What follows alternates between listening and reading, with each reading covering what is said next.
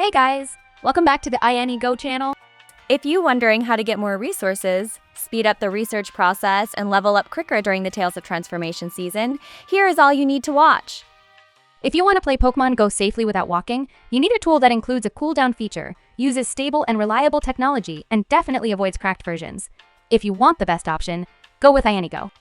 iAnyGo is fully compatible with all iOS systems, and it's quite powerful.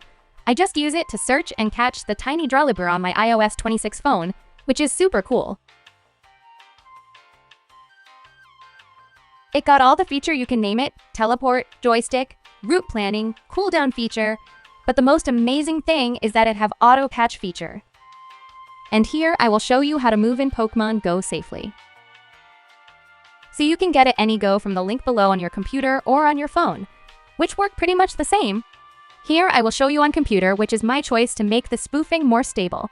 So you can just link your device with your computer and teleport it to the location you like. It's recommended to teleport before you open the game.